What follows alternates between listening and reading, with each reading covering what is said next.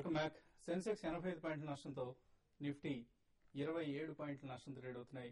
ఇందాక అంటున్నట్లుగా Reliance industries major culprit గా మనం చెప్పుకోవచ్చు. వాటి మార్కెట్ నష్టాలకు సుమారుగా 25 రూపాయల నష్టంతో ట్రేడ్ అవుతుంది.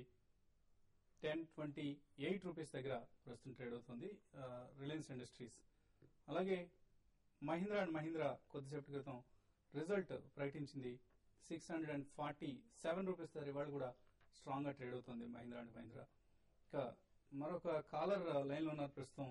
కాలర్స్ నుంచి కాల్స్ తీసుకోబోయే ముందు ఢిల్లీ నుంచి అనలిస్ట్ డి ప్రసాద్ గారు టెలిఫోన్ లైన్ సిద్ధంగా ఉన్నారు. ప్రసాద్ గారు, గుడ్ ఆఫ్టర్నూన్.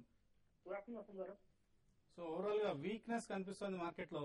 రిజల్ట్స్ మార్కెట్ ను సంతృప్తి పరుస్తున్నట్లుగా అనిపించట్లేదు. ఐ థింక్ నిన్న మాట్లాడుతున్నట్టు ఐ థింక్ 5470, 5480 చాలా స్ట్రాంగ్ రెసిస్టెన్స్ ఏరియా ఉంది.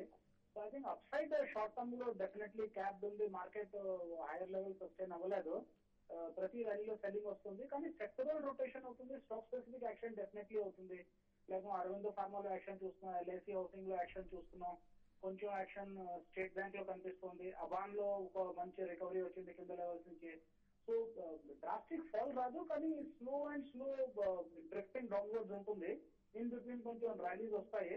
సో స్టాక్ స్పెసిఫిక్ యాక్షన్ ఉంటుంది. చాలా ఫోకస్ గా ఉండాలి అండ్ చాలా కాషియస్ అప్రోచ్ ఉంచుకోవాలి ఫ్రెష్ పొజిషన్స్ లో. Only long term investments current levels లో ఉంచుకోవాలి, are extreme short term trading type stop losses చేయాలి. సో అరవిందో ఇన్ఫాక్ట్ ఇవాళ మీరు అన్నట్లుగా స్ట్రాంగ్ గా ట్రేడ్ అవుతుంది 960 రూపీస్ దగ్గర. అహెడ్ ఆఫ్ రిజల్ట్స్ ఏవైనా ఎక్స్పెక్టేషన్స్ ఉన్నాయా?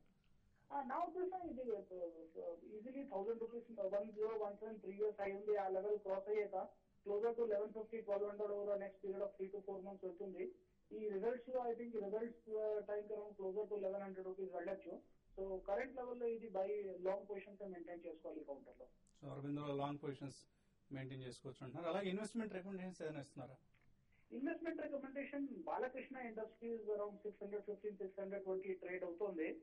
ఒక లో లిక్విడ్ స్టాక్ ఉంది, కానీ patient investors medium to long term investment hold చేసుకుంటే మంచి రిటర్న్స్ వస్తాయి. ఇది ఆఫ్ హైవే టైర్స్ చాలా స్ట్రాటజిక్ పొజిషన్ ఉంది, స్ట్రాంగ్ బ్రాండ్స్ ఉన్నాయి. ప్లస్ వీళ్ళు off road tyres agriculture, construction equipment, material handling, farms వీళ్ళన్నిటికీ యూజ్ అవుతాయి. యూరోప్ కి చాలా స్ట్రాంగ్ ఎక్స్పోర్ట్స్ ఉన్నాయి. ఎస్పెషలీ అక్కడ అగ్రికల్చర్ అంతా బిగ్ ట్రాక్టర్స్ తో అవుతాయి. సో ఫార్మ్ ల్యాండ్స్ చాలా బిగ్ ఉంటాయి. సో అలాంటి అప్లికేషన్స్ లో వీళ్ళకి కొంచెం రెసెషన్ ప్రూఫ్ ఉంటుంది. బికాస్ అగ్రికల్చర్ లో next 3 to 4 years world over చాలా బిగ్ గ్రోత్ ఉంటుంది. Current trailing earning 108 rupees EPS వచ్చింది లాస్ట్ ఇయర్. నా ఉద్దేశం ఆ ఈపీఎస్ ఈజీలీ ఈ ఇయర్ డబల్ అవ్వచ్చు. సో కరెంట్ లెవెల్స్ లో అరౌండ్ ట్రైలింగ్ ఎర్నింగ్ కి అరౌండ్ 6 రూపీస్ 6p కి అవైలబుల్ అవుతుంది. ఫ్యూచర్ ఎర్నింగ్స్ చూసుకుంటే 4p కి అవైలబుల్ అవుతుంది. సో కరెంట్ లెవెల్ లో తీసుకుంటే 3 to 4 months లో 750 రూపీస్ టార్గెట్ అనిపిస్తుంది. Long term 1 year plus target I think substantially hire from current levels అనిపిస్తుంది. ఓకే అండి, థ్యాంక్ యూ ప్రసాద్ గారు. బాలకృష్ణ ఇండస్ట్రీస్ రికమెండ్ చేస్తున్నారు. సో ఎంతమంది రియల్ గా ఆయన రికమెండేషన్స్ ఫాలో అవుతున్నారో తెలియదు, బట్ చాలా ఎక్సలెంట్ రికమెండేషన్స్ ఇస్తున్నారు ప్రసాద్ గారు. ఆయన రికమెండ్ చేసిన ఇటీవల రికమెండ్ చేసిన నాట్కో ఫార్మా కావచ్చు, అరబిందో కావచ్చు, స్ట్రైట్స్ ఆర్క్ ల్యాబ్స్, అలాగే తాజాగా బాలకృష్ణ ఇండస్ట్రీస్ చెప్తున్నారు. So try to invest in at least some amount in these kind of recommendations. Long term కు అలాగే షార్ట్ టు మీడియం టర్మ్ కూడా ఇవన్నీ మంచి రికమెండేషన్స్ గా మనం భావించవచ్చు. శ్రీనివాస్ సిరిసిల్ల నుంచి లైన్ లో ఉన్నారు. శ్రీనివాస్ గారు చెప్పండి. శ్రీనివాస్ గారు, కేఈసీ అండి, కేఎల్జీ సిస్టల్. ఓకే అండి, ఇప్పుడు 130 బై చేసాము. ప్రస్తుతం 120 ఉన్నది, ఉంచమంటారా ఇప్పుడు అమ్ముకోమంటారా? ఓకే. స్టాక్ వీకిష్ గానే ఉందండి. ఇంటర్మీడియట్ ట్రెండ్ కూడా చాలా వీక్ గా ఉందన్నమాట. లాస్ట్ టైం క్రాష్ అయిన దగ్గర నుంచి క్లోజర్ టు 100 లెవెల్స్ దగ్గర నుంచి రీబౌండ్ అయినా కూడా స్టాక్ హైయర్ లెవెల్స్ లో సస్టైన్ అవ్వట్లేదు. Preferably better mid cap IT stock కి షిఫ్ట్ అవ్వండి. ఓకే అండి. కోటేశ్వరరావు నర్సరావుపేట నుంచి నెక్స్ట్ కాలర్ లైన్ ఉన్నారు. కోటేశ్వరరావు గారు. హలో, కోటేశ్వరరావు గారు చెప్పండి. నమస్తే సార్. నమస్తే అండి సార్. జేపీఎస్ ఫ్యూచర్ 132 మీద బయింగ్ ఉంది సార్. ఇప్పుడు 120 ఉంది. ఓకే అండి. ఇది లాస్ట్ మన రికమెండేషన్ తీసుకున్నా 128 బిలో అయితే అయితే నైట్ పొజిషన్ 128 పైన ఉంచాను. నాన్ స్టాప్ అయింది. లాంగ్ టర్మ్ కోసం ఫ్యూచర్స్ ఎలా తీసుకున్నారండి మీరు? లాంగ్ టర్మ్ కోసం కదా సార్, ఫ్యూచర్ ట్రేడింగ్ మనకి టీవీ5 ఇస్తే తీసుకున్నారు. ఫ్యూచర్స్ రికమెండేషన్స్ మనం ఇవ్వడం లేదండి, ఓన్లీ ఇంట్రాడే రికమెండేషన్స్ మాత్రం ఇస్తూ ఉంటాం.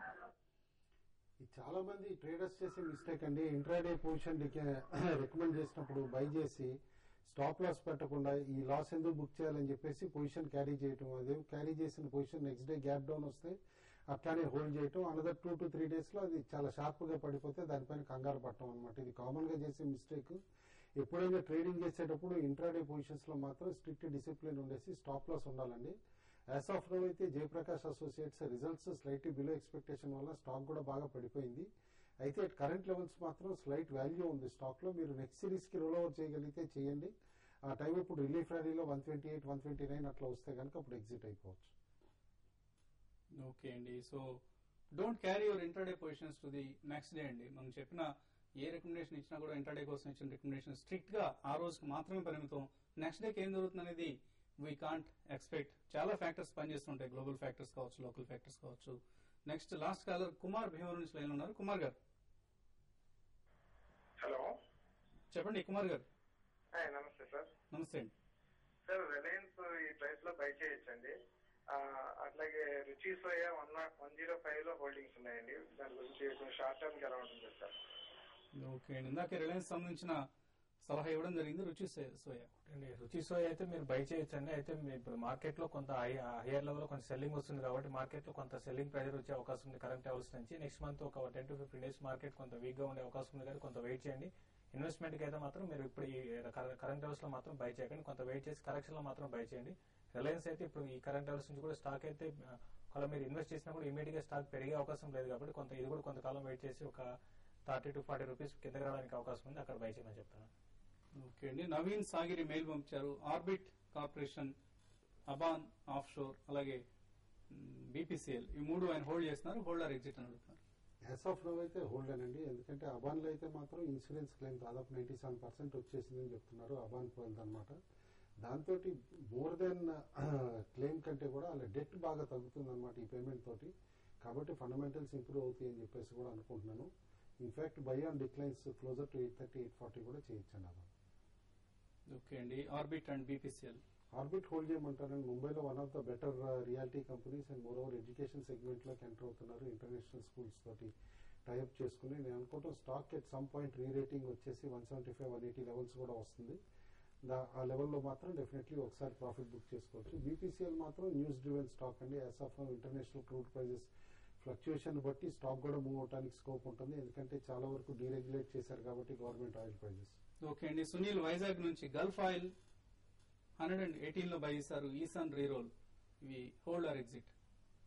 గల్ఫ్ ఆయిల్ ఎక్స్ రైట్స్ అవుతుందండి, అదొకటి కేర్ఫుల్ గా వాచ్ చేయమంటున్నాను. ఎందుకంటే రైట్స్ సబ్స్క్రైబ్ చేసేటట్టయితేనే కమ్ రైట్స్ మీరు పొజిషన్ హోల్డ్ చేయాల్సి వస్తుంది, అదర్వైజ్ ఎగ్జిట్ అవ్వాలి ఒకసారి. And moreover company demerge చేస్తుందన్నమాట, lubricants division, explosives division separate గా. కాబట్టి ఆ న్యూస్ తోటి స్టాక్ ఇంపాక్ట్ అయ్యే స్కోప్ ఉంది. ICICI gold exchange traded fund, ఇందులో ఇన్వెస్ట్ చేయొచ్చా ఇప్పుడు? ప్రిఫరబ్లీ గ్లోబల్ ఈక్విటీస్ వీక్ అవుతున్నప్పుడు మాత్రం డెఫినెట్లీ గోల్డ్ కాస్త పెరగడానికి స్కోప్ ఉంటుంది యాజ్ ఏ సేఫ్ హెవెన్ అనమాట. And better possibility ETFs. కాబట్టి at lower levels definitely ETF లో ఇన్వెస్ట్ చేయొచ్చు. సో లాంగ్ టర్మ్ కోసం మీరు డెఫినెట్ గా invest, but don't select ICICI prudential అండి. Gold bees or more popular instruments. నిన్న ఒకటి రిమార్కబుల్ కోఇన్సిడెన్స్ అయిందండి. యూజువల్ అట్లా అయినప్పుడు ఐదర్ వే మార్కెట్స్ మూవ్ అవుతాయి అనమాట. ఈక్విటీ మన దగ్గర సెన్సెక్స్ 18,088 క్లోజ్ అయింది. గోల్డ్ ప్రైస్ క్లోజింగ్ కూడా 18,088 అనమాట నిన్న. కాబట్టి either equity should come down and gold should go up అనమాట, or gold should come down and equity should go up. Okay అండి, so Tata steel, Hindalco futures లో ఉన్నారు ప్రభాకర్ రెడ్డి, ఎటువంటి సలహా ఇస్తారు? రెండు కూడా ఇప్పటి వరకు అయితే స్ట్రాంగ్ ఉన్నాయండి. అంటే ఇప్పుడు ఇక్కడ నుంచి మళ్ళీ ఈ రోజు కూడా క్రూడ్ ఆయిల్ కూడా బాగా పడడం జరిగింది. సో ఇటువంటి పరిస్థితుల్లో మీరు ఒకసారి ఫీచర్స్ లో మాత్రం ఎగ్జిట్ కమ్మని చెప్తాను. మార్కెట్ లో నేను అనుకోవడం కొంత ఈ కరెక్షన్ కొంత ఒక 1-2 రోజులు ఉండే అవకాశం ఉంది. ఒక 100 పాయింట్స్ దాకా నిఫ్టీ రావడానికి కూడా అవకాశం ఉంది. కాబట్టి మీరు ఒకసారి ఫీచర్స్ లో పొజిషన్స్ ఎగ్జిట్ కానీ. ఓకే అండి, సో పట్టు వదలని విక్రమార్కుడా పంపిస్తున్నారు పూర్ణచందర్, ఆయన స్టాక్ పికింగ్ చేశారు. ఆర్ట్సన్ ఇంజనీరింగ్, ఇగార్షి మోటార్స్, పదంజీ pulp, Mirc electronics, Vulcan engineers, Om metals, ఇటువంటి స్టాక్స్ లో ఎటువంటి సలహా ఇస్తారు? ఆర్ట్సన్ ఇంజనీరింగ్ మంచిదండి. టాటా గ్రూప్